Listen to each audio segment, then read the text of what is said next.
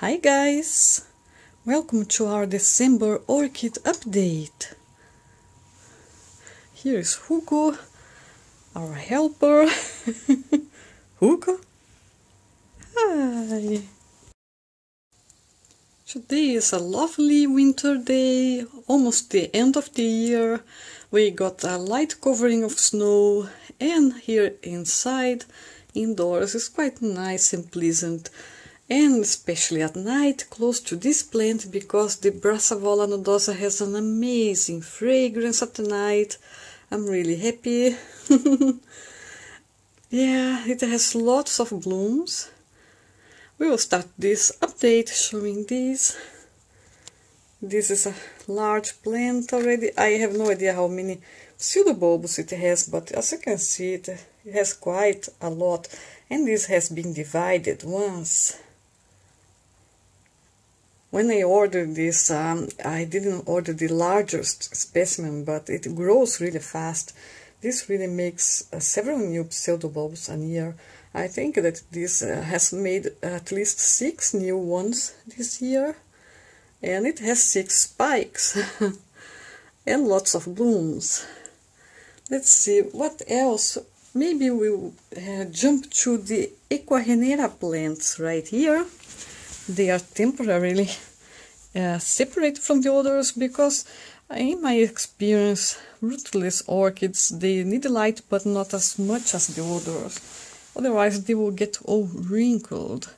Well, most of these are rootless, but not quite. We will go through them. First, these on the left, they are the Cattleya maxima. I had to divide it because it had a pseudobulb rot. So they are completely rootless. One of them still has one growth there, but it's quite dry and I don't know if they will make it, but we'll see. They are looking nice, but really rootless. And I have them in this kind of semi-hydro, but because it doesn't have any roots, I put in a little basket. Both of them are in similar baskets. As you see, the pebbles there, the clay pebbles, they are always wet because I have some water on the bottom. Well, this is the Dendrobium banana royal. It's one plant and 2 cakes actually. One cake lost all leaves. See, this dried and fell. Well, the other one still has 2 leaves, and then the largest plant has only 1 pseudobulb with leaves. And when I ordered this, I expected something a little bigger or more healthy, but it's just fine. I think it will be okay. Just have to wait and see. The roots really look quite dry. I don't think I have to wait for them to make more roots. And then this one here, this is the cross of Laelia harpophylla and Sophronitis coccinea. Some roots are fine. I had to remove dead roots, but it has good roots there too, not enough. And it's actually lots of divisions of only 2 bulbs per division, which is not enough. But some of them are getting fine and they got more plump since I put this in this. This is also like semi-hydro. It has those clay pebbles with water and live sphagnum moss on top. And sphagnum has some antiseptic properties, and so it keeps it free from fungi and bacteria, and it provides quite a lot of moisture. So I'm keeping even this that looks really dry, and I don't know if this little one, it's so small that maybe it won't make it, but oops, at least 2 of the divisions here, they have, it won't stay there. They have roots and they and they have little growth too. Let me see if I can find it. I want to show you. It's kind of dark. I don't know if you'll see, but yes, it's right there. Can you see it in the middle? A new growth. One eye is starting to wake up. See, so I have hopes for this one.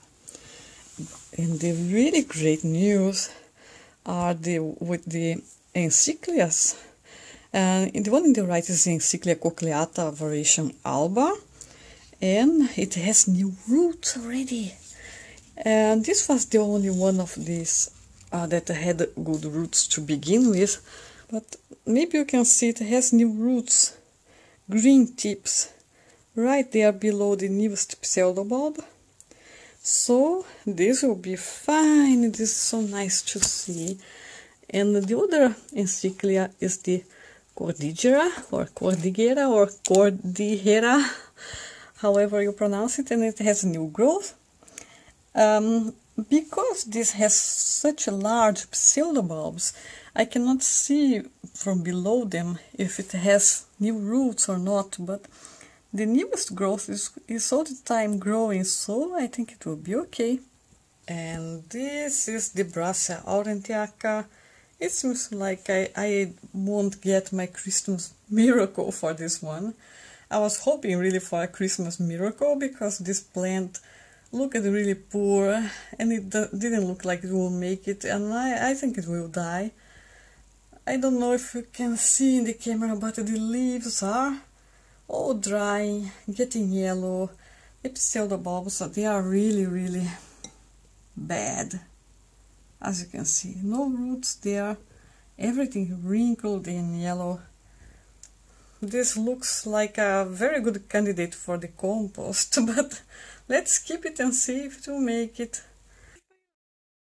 My oldest phal has a very long spike. These are her blooms. They are really nice and small, and they have a very nice fragrance too. My other phals are doing fine. This is the Cattleya Ivanhoe or Ivanhoe.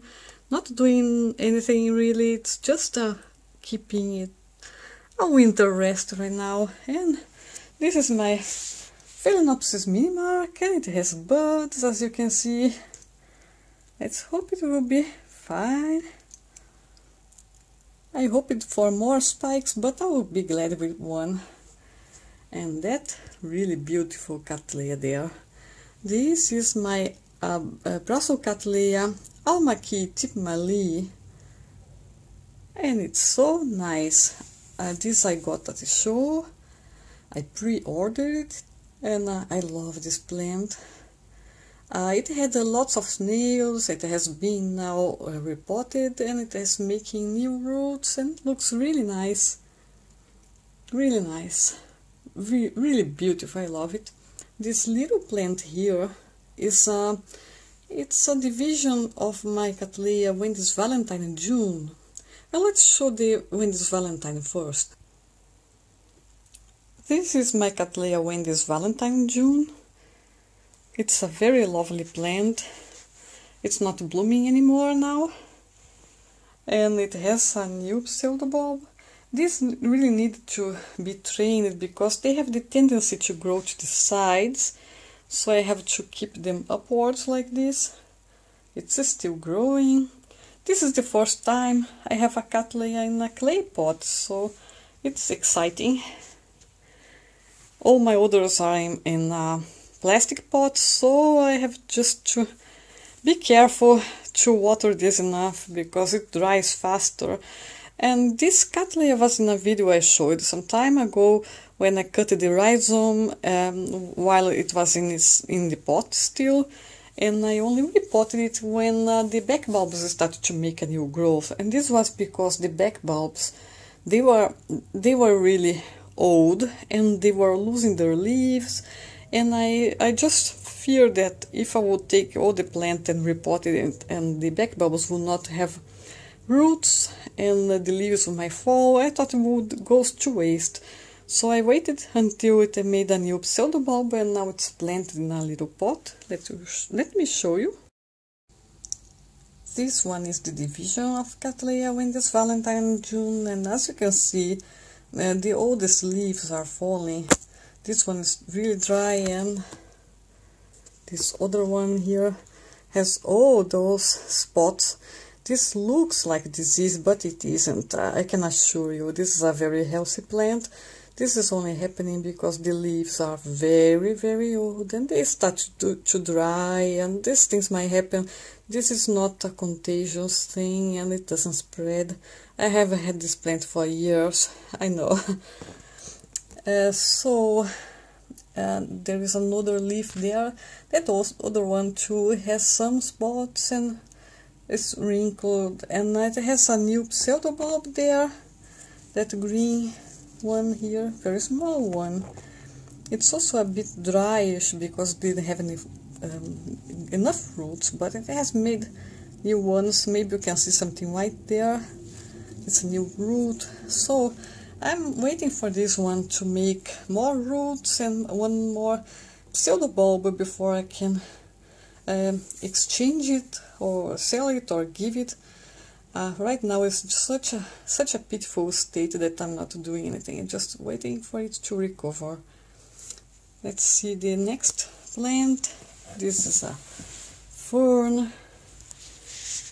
This is the lovely Vanda you have seen in so many of my videos. It has very, very red blooms, and this has made at least 3 spikes this year, maybe 4. I have to check my notes, but it is blooms for a long time and blooms a lot, so it's a very nice cross. The name is Vanda Red Temptation, originally ascocenda Red Temptation, so you can find it by this name. I unfortunately don't know what are the parents, and the nursery doesn't have that information, so we only have this name. So if you see it and if you don't mind that this is such a tall plant, you can buy it. I bought it bare rooted, but I decided to plant it because it suits better my environment, and the plant has been happier. And behind her, over there, it's my Tahitian dancer, the division I got from Rachel, and it's doing very well. I just water it. It has 2 new growths, this one and the other one there, and behind it, maybe I don't know if I can show you. It's a bit crowded here, but it has, if you can see over there, that little thing is a new pseudobulb coming. And today when I was watering it, I noticed that it's going to bloom. You cannot see it. It will be very difficult to film it because it's difficult even to notice. But it has a spike coming from between the leaves. Yay! And this is the aeonium I got from Rachel too, and it has got some branches. And as you can see, this light has been enough to give it a little bit of a tan even in the winter. Brassavola you saw already, and this one here in front is the Cattleya Chian-Tzy, or the Love City Little Love, and it's winter rest for it, but it's also making new roots there. So I don't keep any of my winter rests completely dry. I give them water from time to time, but not as much as when they are growing. Except that if it's making roots, really it needs water. This is a cross of Neophynicia. Let me show the tag. Neophynicia falcata versus Vasco tam Heinecke. This has another name too. I will put it in the screen. I have repotted it. I water it almost every day, depending on the need. It has a big lava rock on the bottom, some wine corks, and a bit of pine cork too, pine bark, and it's doing very well. This one is my Sideria japonica in pressed bark. Pressed cork, I mean. It loves it. I water it once a day and the roots stay green for quite a lot of time, and it loves this mound and it's hugging it, as you can see. I still didn't remove the salts from the leaves. It came like this from the nursery. It's some water splashed on it from the floor, so it has this stuff. I have to water it, I wash it. Really nice plant. I was told this is blooming size. It looks so small, but we'll see. Cattleya Valentine June, I showed it to you already, and those behind the others, they are the Cattleya Brassia. It's the large one I divided into two. This one here is the biggest division, full of roots, as you can see, and by her side is the one from the back bulbs, and it has new growth. I'm keeping both of these because this is one of my favorite Cattleyas, and I love it, and I would love it to have two. Would be so nice if they will bloom at the same time. Here is a NOID Cattleya. I have no idea what it is because I got from someone who has said that she said that it had never bloomed for her, so we don't know what color of flowers it makes. I usually want to know exactly what I'm buying, but this is fun. I think it's fun not to know. So this is my mystery Cattleya. We will see when it blooms.